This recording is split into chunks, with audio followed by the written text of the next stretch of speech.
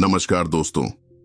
अक्सर समय को बर्बाद करने वाले लोग इस कहानी को एक बार ध्यान से जरूर सुने। एक समय की बात है, एक शिष्य अपने गुरु का बहुत सम्मान करता था।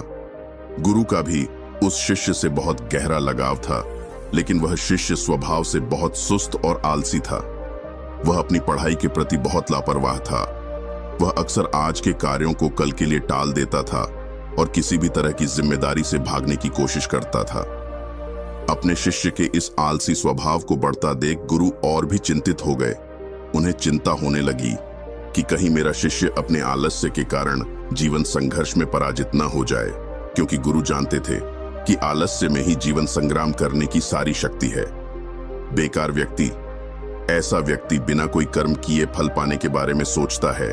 वह शीघ्र निर्णय नहीं ले पाता और यदि ले भी ले तो उस पर अमल नहीं कर पाता। ऐसे व्यक्ति को अपने आसपास या आसपास के वातावरण का भी पता नहीं चलता, या उसका वातावरण न ही भाग्य द्वारा मिले अवसरों का उचित लाभ उठा सके। गुरु ने अपने मन में अपने शिष्य के इस सुस्त स्वभाव को खत्म करने के लिए एक योजना बनाई। एक दिन गुरु ने शिष्य को एक चमकदार सफेद पत्थर दिया और कहा, मैं तुम्हें 2 दिनों के लिए इस जादुई पत्थर का एक टुकड़ा देने जा रहा हूं। कोई भी इस पत्थर से आप जिस लोहे की वस्तु को स्पर्श करेंगे वह सोने में बदल जाएगी। तुम इन 2 दिनों में जितना चाहो उतना सोना बना सकते हो, लेकिन याद रखना, अगले दिन सूर्यास्त के बाद मैं तुमसे यह जादुई पत्थर वापस ले लूंगा। शिष्य इस अवसर को पाकर बहुत खुश हुआ। उसका पहला दिन कल्पना करता है कि जब उसके पास बहुत सारा सोना होगा तो उसका जीवन कितना अच्छा होगा। वह कितना खुश, प्रसन्न, समृद्ध और संतुष्ट होगा। उसके पास इतने नौकर चाकर होंगे कि उसे पानी पीने के लिए भी नहीं उठाना पड़ेगा। उसने योजना बनाई कि जब उसके पास ढेर सारा सोना होगा तब वह एक बहुत ही आलीशान घर बनाएगा, जिसके सामने एक बहुत ही आकर्षक बगीचा है, जिसमें वह हर शाम को घूमेगा। वह अपने लिए एक बहुत अच्छी घोड़े की खींची हुई गाड़ी खरीदेगा, जिसका रथ सोने का होगा। उसके कई अंगरक्षक और नौकर होंगे और उन सभी को आदेश देगा। दिन यह सब सोचते हुए वह उस रात सो गया। फिर अगले दिन सुबह जब वह उठा तो उसे अच्छी तरह याद आया कि आज लोहे से सोना बनाने का दूसरा और आखिरी दिन है। उसने अपने मन में पूरे निश्चय के साथ संकल्प लिया कि आज वह गुरुजी द्वारा दिए गए जादुई पत्थर का लाभ अवश्य उठाएगा। उसने निश्चय किया कि वह बाजार जाएगा और वहां से लोहे की बड़ी बड़ी वस्तुएं खरीदेगा और उन्हें सोने में बदल देगा। दिन बीत गया, पर वह सोचता रहा कि अभी तो बहुत समय है, कभी भी बाजार जाकर सामान ले आऊंगा। यह सोचकर दोपहर हो गई, इसलिए उसने निश्चय किया कि दोपहर का भोजन करने के बाद वह सामान लेने निकलेगा। लेकिन खाने के बाद उसे आराम करने की आदत थी और उठकर मेहनत करने के बजाय उसने आराम करना उचित समझा। थोड़ी देर, लेकिन सुस्ती से भरा उसका शरीर जल्द ही गहरी नींद में खो गया था और जब वह उठा तो सूर्यास्त के करीब था। अब वह तेजी से बाजार की ओर भागा, लेकिन रास्ते में उसे गुरुजी मिले। गुरुजी को आते देख वह सहम गया। जैसे ही गुरुजी उसके पास पहुंचे, वह उनके चरणों में गिर पड़ा और गिड़गिड़ाते हुए उस जादुई पत्थर को अपने पास रखने की याचना करता रहा। एक और दिन, लेकिन गुरुजी नहीं माने और उस शिष्य का अमीर बनने का सपना चकनाचूर हो गया। लेकिन इस घटना से शिष्य को एक बड़ी सीख मिली। उन्हें अपने आलस्य पर पछतावा होने लगा। उन्होंने समझा कि आलस्य उनके जीवन के लिए एक अभिशाप है और उन्होंने प्रण किया कि अब वे अपने काम से कभी हार नहीं मानेंगे और अपने आप को एक मेहनती, सतर्क और सक्रिय व्यक्ति दिखाएंगे। दोस्तों, काम को टालना एक आदत है और ये आदत हम खुद बनाते हैं। आदत एक धागे की तरह होती है जिसका एक आवरण आसानी से टूट जाता है, लेकिन अगर एक ही धागे को कई बार लपेटा जाए तो उसे तोड़ना मुश्किल हो जाता है। हाँ, इसी तरह किसी बुरी आदत को शुरुआत में बदलना आसान होता है, लेकिन महीनों या सालों बाद उसे बदलना बहुत मुश्किल हो जाता है। फिर अगर आप अपनी आदतों को बदलना चाहते हैं तो आपको लंबे समय तक प्रयास करना होगा। समय पूरे धैर्य के साथ मनुष्य अपनी आदतों का गुलाम है। हमारी आदतें हमें बनाती और बिगाड़ती हैं। हमारी आदतें कितनी शक्तिशाली हैं और वे हमें कैसे नियंत्रित करते हैं।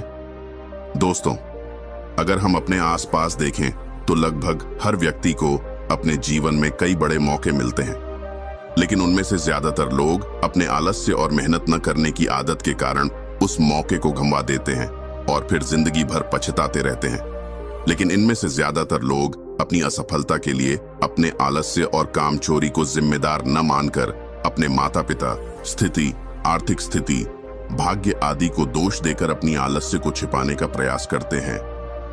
और फिर ऐसे लोग अपने भाग्य और परिस्थितियों को कोसते हुए बिना किसी सफलता और आध्यात्मिक सुख के इस दुनिया को अलविदा कह दें। आइए थोड़ा और गहराई से समझने की कोशिश करते हैं कि हम अपने काम को क्यों टालते हैं। क्या हम कभी YouTube पर कोई कॉमेडी वीडियो देखने के लिए आलस करते हैं या अपना पसंदीदा खाना खाते समय? नहीं, आप आलस्य तभी करते हैं जब आप पढ़ाई कर रहे होते हैं या ऑफिस के किसी प्रोजेक्ट पर काम कर रहे होते हैं या घर का कुछ काम करना होता है। मूल रूप से हम गंभीर चीजों के बारे में आलसी होते हैं, जिसे करने के लिए हमें शारीरिक या मानसिक रूप से कड़ी मेहनत करनी पड़ती है। अब अगर आप काम को टालने से बचना चाहते हैं तो इससे आपको बहुत मदद मिलती है। काम की समय सीमा, काम पूरा करने का एक निश्चित समय या एक निश्चित तारीख। मान लीजिए कि आप एक कार्यालय कर्मचारी हैं और आपके बॉस ने आपको एक कार्य दिया है जिसे आपको कल तक पूरा करना है। तो आप पूरा दिन आलस्य में यह सोचकर व्यतीत कर सकते हैं कि अभी भी एक पूरा दिन शेष है, लेकिन तब आप रात भर जागकर उसे पूरा कर लेंगे। प्रोजेक्ट, क्योंकि कल आपको वह प्रोजेक्ट देना है, क्योंकि कल के बाद आपके प्रोजेक्ट का कोई महत्व नहीं रह जाएगा। तो यहां उस काम को टालते हुए भी समय पर पूरा किया, क्योंकि यहां आपके सामने डेडलाइन थी, फिक्स टाइम था और काम पूरा हो गया। काम करने का यह तरीका आप अपने दैनिक जीवन में भी अपना सकते हैं कि अगले 1 घंटे या 1 दिन में मुझे इस काम को पूरा करना है। काम को टालने से बचने का यह बहुत अच्छा तरीका है। मैं खुद भी इस तरीके का इस्तेमाल अपने रोजाना के काम को करने के लिए करता हूं। समय पर कार्य। दोस्तों, हम क्या करना चाहते हैं और अभी क्या कर रहे हैं, अगर इन दोनों में बहुत ज्यादा फर्क है तो हमारे अंदर एक लड़ाई शुरू हो जाती है। तो यह हमारे अंदर तनाव और अशांति पैदा कर देती है। आलस्य एक ऐसी चीज है जो इंसान करता तो है लेकिन करने से कभी खुश नहीं होता।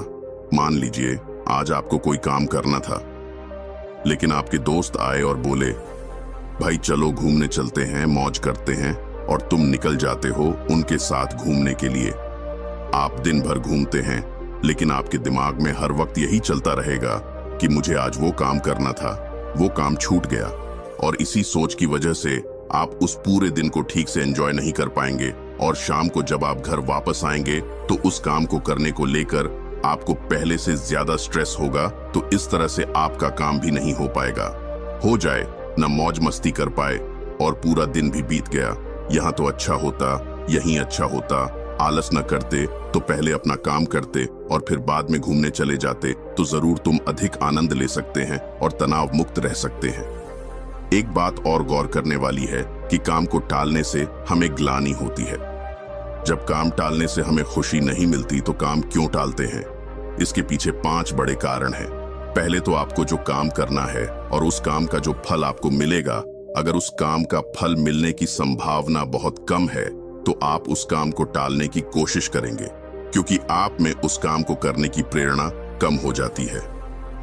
दूसरा, कोई ऐसा काम जो आपकी आवश्यकताओं के अनुरूप ना हो या आपको वह काम करना अच्छा न लगे तो आप उस काम को टालते चले जाएंगे। तीसरा कारण, यदि यह आपके लिए आवश्यक नहीं है या करने का कोई बड़ा कारण नहीं है तो आप उस कार्य को टालते रहेंगे। चौथा, यदि हमें किसी काम को तुरंत करने का लाभ मिल जाए तो हम उस काम को करने से ज्यादा उस काम को करने के लिए उत्साहित होंगे जिसका हमें काफी समय बाद लाभ मिले, और फिर हम ऐसी चीजों से बचने की कोशिश करते हैं। पांचवा, असफलता का डर।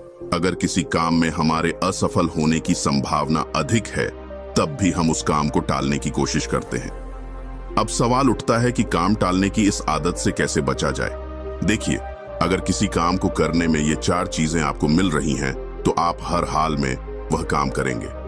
पहला, मनचाहा परिणाम। दूसरा, आपके पास उस काम में सफल होने के पूरे चांस हैं। तीसरा, जो अभी लाभ मिल रहा है, काम करने के बाद आपको अधिक लाभ मिलना शुरू हो जाएगा।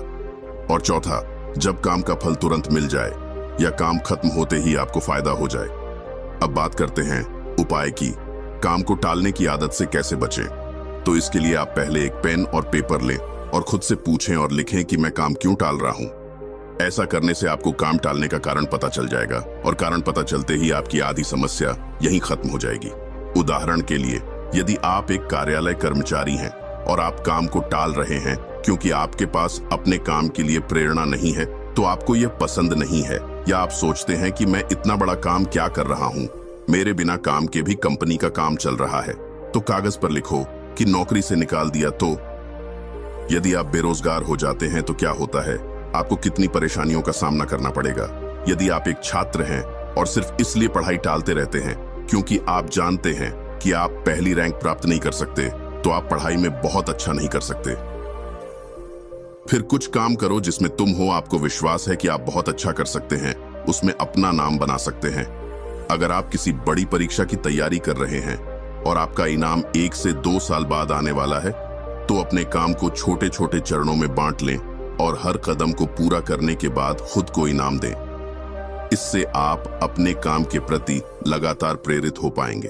अगर आप किसी काम को सिर्फ इसलिए टाल रहे हैं या आप कोई बड़ा फैसला सिर्फ इसलिए नहीं ले पा रहे हैं क्योंकि आप उस काम में असफल नहीं हो रहे हैं, तो एक बात हमेशा याद रखें कि असफल होने से बड़ा पाप कोशिश नहीं करना है। क्योंकि अगर आप कोशिश नहीं करते हैं, आज आप जीवन भर पछताते रह जाओगे कि काश एक बार कोशिश की होती। और फेल होने का डर असल में हमारे अंदर का अहंकार है जो हमें डराता रहता है कि अगर हम फेल हो गए तो लोग क्या कहेंगे, लोग मुझ पर हंसेंगे, मेरा मजाक उड़ाया जाएगा। यकीन मानिए दोस्तों, हमारा घमंड, हमारा अहंकार दुनिया की सबसे बेकार चीज है। कोशिश करने के बाद असफल होने पर आपको अल्पावधि में पछतावा हो सकता है, लेकिन असफल होने के डर से प्रयास न करना आपको लंबे समय में बहुत पश्चाताप और आत्मघृणा से भर देगा। इसलिए असफल होने से डरो मत, कोशिश करो